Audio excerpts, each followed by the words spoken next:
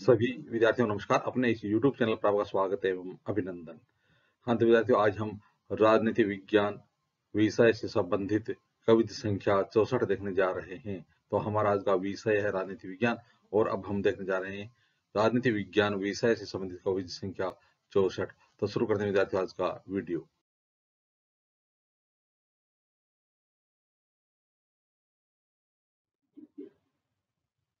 हाँ, तो विद्यार्थियों, आज की कविता का हमारा पहला प्रश्न है, राज्यसभा के लिए प्रत्येक राज्य के प्रतिनिधियों का निर्वाचन कौन करता है? राज्यसभा के लिए प्रत्येक राज्य के जो प्रतिनिधि होते हैं उनका निर्वाचन किसके द्वारा किया जाता है? विधानसभा के निर्वाचित सदस्य, दूसरा विकल्प है विधानसभा के सभी सदस्यों के द्वारा, तीसरा है विधानमंडल के सभी सदस्यों के द्वारा और चौथा विकल्प है विधानमंडल के कुछ सदस्यों द्वारा। तो राज्यसभा के प्रत्येक राज्य के जो प्रतिनिधि हैं उनका निर्वाचन कौन करता है? तो इसका उत्तर हो जाएगा विधानसभा के निर्वाचित सदस्य। विधानसभा के निर्वाचित सदस्यों द्वारा राज्यसभा के लिए प्रत्येक राज्य के प्रतिनिधियों का निर्वाचन किया जाता है। हाँ, तो विद्यार्थियों, आज का हमारा दूसरा प्रश्न है, 31वें संविधान संशोधन अधिनियम द्वारा लोकसभा की अधिकतम सदस्य संख्या कितनी निर्धारित की गई थी? तो आपको बताना है कि 31वें संविधान संशोधन के द्वारा 31वां जब संविधान संशोधन किया गया था, उस संशोधन के द्वारा और उस अधिनियम के द्वारा लोकसभा की अधिकतम सदस्य संख्या कितनी निर्धारित की गई थी? पहला विकल्प है 530, दूसरा है 542, तीसरा है 545, चौथा है 540। तो विद्यार्थी, इसका उत्तर हो जाएगा 545। तो 31वें संवैधानिक संशोधन द्वारा 31वें संवैधानिक संशोधन अधिनियम द्वारा लोकसभा की अधिकतम संख्या कितनी निर्धारित की गई? 545। हाँ, तो विद्यार्थियों, अब देखते हैं आज का अगला प्रश्न। अगला प्रश्न है, उच्चतम न्यायालय में तदर्थ न्यायाधीशों की नियुक्ति कौन कर सकता है? तो उच्चतम न्यायालय में जो तदर्थ न्यायाधीश होते हैं उनकी नियुक्ति किसके द्वारा की जाती है?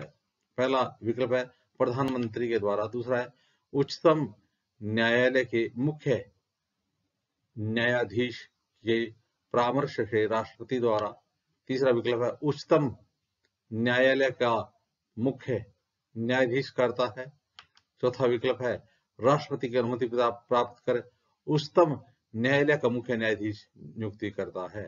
तो अब इसका उत्तर हो जाएगा राष्ट्रपति की अनुमति प्राप्त कर उच्चतम न्यायालय का मुख्य न्यायाधीश उच्चतम न्यायालय में तदर्थ न्यायाधीशों की नियुक्ति कर सकता है। इसकी अनुमति से, राष्ट्रपति की अनुमति से कौन उच्चतम न्यायालय का मुख्य न्यायाधीश है वो तदर्थ न्यायाधीशों की नियुक्ति कर सकता है। हाँ, तो विद्यार्थियों, आज हमारा अगला प्रश्न है, दीवानी मामलों में संसद के सदस्यों को किस दौरान गिरफ्तार नहीं किया जा सकता है? यानी बात दीवानी मामले की हो, ऐसी स्थिति में संसद के जो सदस्य हैं उनको किस स्थिति में गिरफ्तार नहीं किया जा सकता है? पहला विकल्प है संसद के सत्र के दौरान, दूसरा है संसद के सत्र आरंभ होने के 40 दिन पूर्व तक, तीसरा विकल्प है संसद के सत्र आरंभ होने के 40 दिन बाद तक और चौथा विकल्प है उपयुक्त सभी। तो आपको बताना है कि दीवानी मामलों में संसद के सदस्यों को किस दौरान गिरफ्तार नहीं किया जा सकता है? तो इसका उत्तर हो जाएगा उपयुक्त सभी।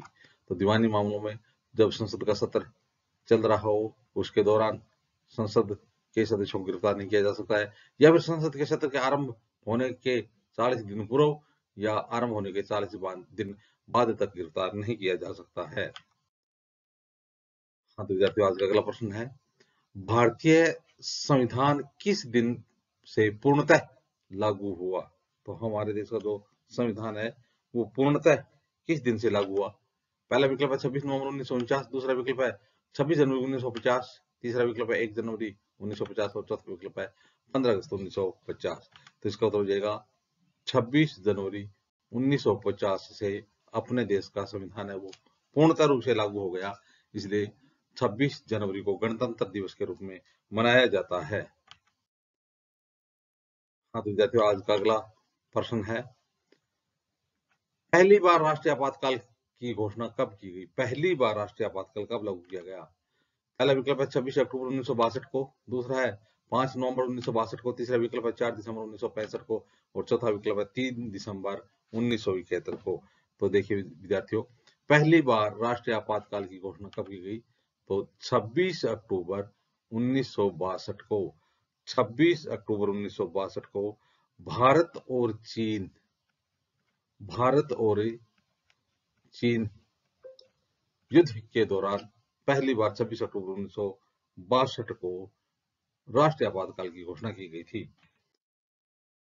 हाँ तो विद्यार्थियों, आज का अगला प्रश्न है, सर्वोच्च न्यायालय में कार्यकारी मुख्य न्यायाधीश की नियुक्ति कौन कर सकता है? सर्वोच्च न्यायालय में कार्यकारी मुख्य न्यायाधीश की नियुक्ति कौन कर सकता है? पहला विकल्प है प्रधानमंत्री, दूसरा है कानून मंत्री, तीसरा विकल्प है राष्ट्रपति और चौथा विकल्प है संसद। तो बताइए, सर्वोच्च न्यायालय में कार्यकारी मुख्य न्यायाधीश की नियुक्ति किसके द्वारा की जा सकती है? इसका उत्तर हो जाएगा राष्ट्रपति।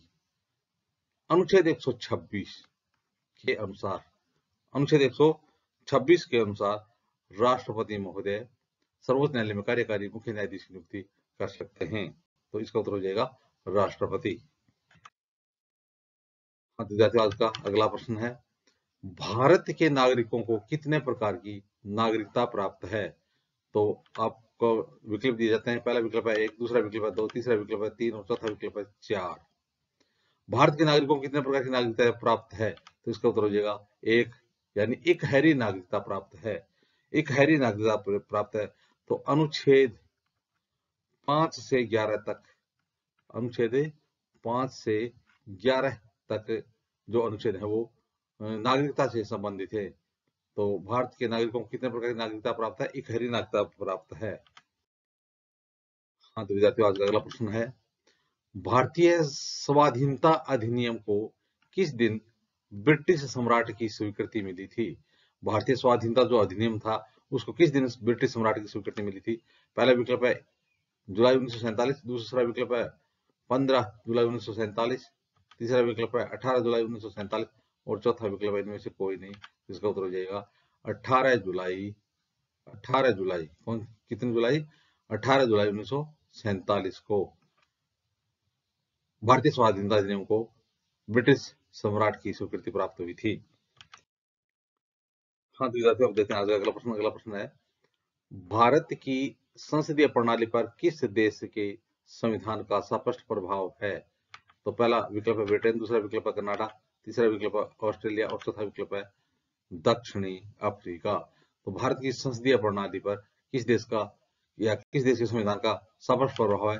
तो ब्रिटेन का। किस देश का स्पष्ट प्रभाव है? ब्रिटेन का।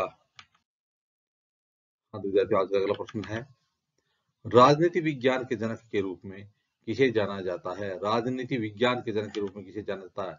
पहला विकल्प है सुकरात को, दूसरा विकल्प है अरस्तु को, तीसरा विकल्प है प्लेटो को और चौथा विकल्प है रूसो को। तो राजनीति विज्ञान के जनक के रूप में कौन जाने जाते हैं? अरस्तु राजनीति विज्ञान के जनक के रूप में जाने जाते हैं। हाँ तो विद्यार्थियों, आज का अगला प्रश्न है, भारत देश का राष्ट्रपति बनने के लिए न्यूनतम आयु क्या होनी चाहिए? तो हमारे देश का राष्ट्रपति बनने के लिए न्यूनतम आयु कितनी होनी चाहिए? पहला विकल्प है 25 वर्ष, दूसरा विकल्प है 30 वर्ष, तीसरा है 21 वर्ष और चौथा विकल्प है 35 वर्ष। तो इसका उत्तर हो जाएगा 35 वर्ष। देखिए विद्यार्थियों, अनुच्छेद 58 के अनुसार राष्ट्रपति चुनाव के लिए न्यूनतम आयु कितनी होनी जरूरी है? 35 वर्ष होनी जरूरी है। हाँ तो विद्यार्थियों, अब देखते हैं आज का अगला प्रश्न। अगला प्रश्न है, पंचायती राज संस्थाओं का गठन सर्वप्रथम किस राज्य में किया गया? पंचायती राज संस्थाओं का गठन सर्वप्रथम किस राज्य में किया गया? पहला विकल्प राजस्थान, दूसरा है मध्य प्रदेश, तीसरा विकल्प है उत्तर प्रदेश और चौथा विकल्प है बिहार। तो इसका उत्तर क्या हो जाएगा? इसका उत्तर हो जाएगा राजस्थान में। तो पंचायती राज संस्थाओं का गठन सर्वप्रथम किस राज्य में किया गया? राजस्थान में किया गया और इसका उद्घाटन 2 अक्टूबर 1959 2 अक्टूबर 1959 को 2 अक्टूबर 1959 को राजस्थान के नागौर जिले के बगदरी गांव में इसका उद्घाटन किया गया था। 2 अक्टूबर 1959 को राजस्थान के नागौर जिले के बगदरी गांव में। हाँ तो विद्यार्थियों, अब देखते हैं आज का अगला प्रश्न। अगला प्रश्न है, राज्य सरकार का कार्यकारी प्रमुख कौन होता है? राज्य सरकार का कार्यकारी प्रमुख कौन होता है? पहला विकल्प है मुख्यमंत्री, दूसरा विकल्प है प्रधानमंत्री, तीसरा विकल्प है राज्यपाल और चौथा विकल्प है राष्ट्रपति। तो यह यहाँ पूछा जा रहा है कार्यकारी प्रमुख, वास्तविक में कार्यकारी प्रमुख कौन होता है? तो इसका उत्तर हो जाएगा राज्यपाल। राज्यपाल। तो देखिए विद्यार्थियों, अनुच्छेद 154 के अनुसार, अनुच्छेद 154 के अनुसार राज्यपाल राज्य सरकार का कार्यकारी प्रमुख होता है। तो इस प्रकार से विद्यार्थियों, आज हमने राजनीति विज्ञान से संबंधित कवि संख्या 64 देखी।